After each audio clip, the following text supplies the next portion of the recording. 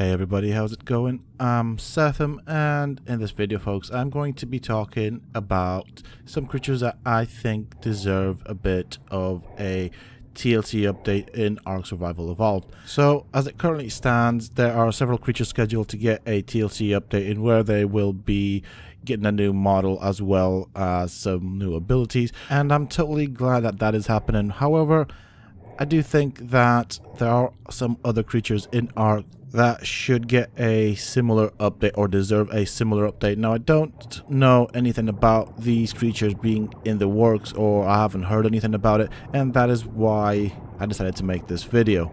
With all that being said, it is important to note that these are actually my personal opinions.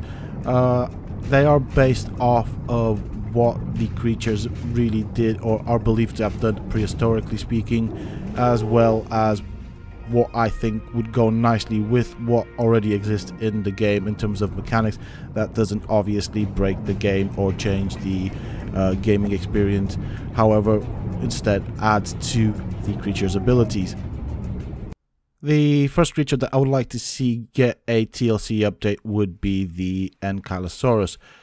So I personally think this is one of the most useful creatures in the game. However, I think it could also be improved upon. I personally like the model that it has as it currently stands, but I think it should also have several other abilities. So one of them would be to have a reduced damage when being attacked by other creature. Nothing crazy, you know, nothing too overpowering, but a ability or a armor that does stack with the saddle. So that would be totally cool, as I do think it would fit with what the creature looks like and the fact that it had spikes and plate on its back. The other thing I think the Ankylo could do is apply a movement debuff on large creatures such as, let's say, Allosaurus, T-Rexes, generally large creatures. So when it hits with its tail, it would probably be able to apply that debuff, something like a broken bone debuff where the creature would have its movement significantly reduced, and maybe also be able to hit or have an increase in its tail swipe damage on smaller creatures, anything up to the Anky size. So say for example, if you were to be attacked by a Dilo, you could probably almost one-shot a Dilo. I mean, let's be honest, looking at that tail, it does look like it could do some serious damage, and I think that would definitely go with this creature, not to mention the fact that it does actually use its tail to gather stone, metal, flint, and all the other resources that we get with the Anky. I mean, to me, by adding stuff like this, it doesn't make the creature overpowered. It does add to the gameplay mechanics, and it actually gives it some form of defense as well. And with the Anky, I think defense would be the way to go in terms of abilities. The next creature that I think does deserve some form of TLC, actually quite a bit of TLC, would be the Aeropolis or the Parasaur. I mean, it is a nice creature, it is a beginning or a starting creature. I do think though that it lacks a lot in terms of what it can do, and it could be made into a creature that would be a bit more fun to play around with. So one thing that I think it could do with would be some form of flee mechanics. So by that I mean, if it is being attacked, give it the ability to buff its speed and be able to outrun most of the creatures. Also, I'm going to base this off of what I know and what I've read in terms of the creature and what it can or is believed to have been able to do. It did use its horn on top of its head to generate a low frequency sound, and that low frequency sound is believed to have been used to communicate over long distances, kind of like what the elephant does, so like subsonic frequencies. It also is believed that it could disorientate predators with its horn by generating a subsonic sound.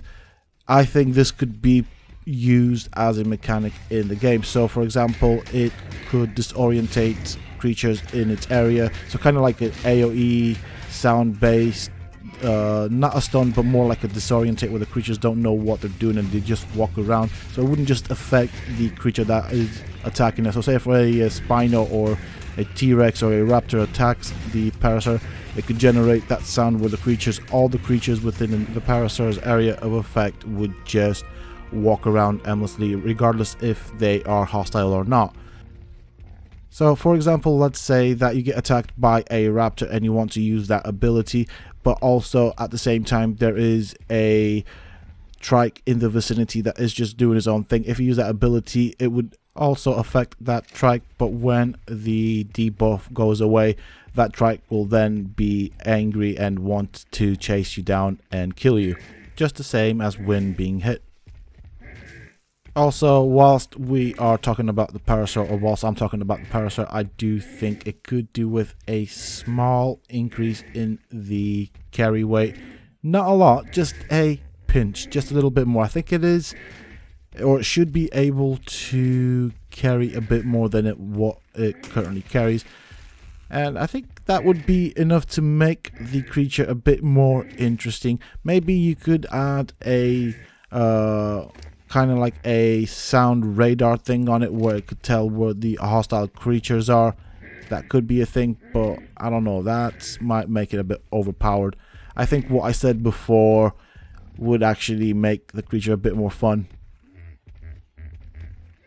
The next creature I think could do with a bit of TLC would be the Megalodon.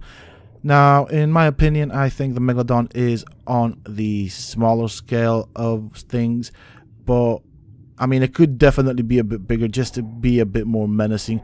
However, I also think it could or should have the ability to sense creatures that are low on health in its vicinity. But even better than that, I think the Megalodon should have a bleed effect, where after the Megalodon has bitten a creature, that creature would get a debuff in its movement speed. It would also lose health over time.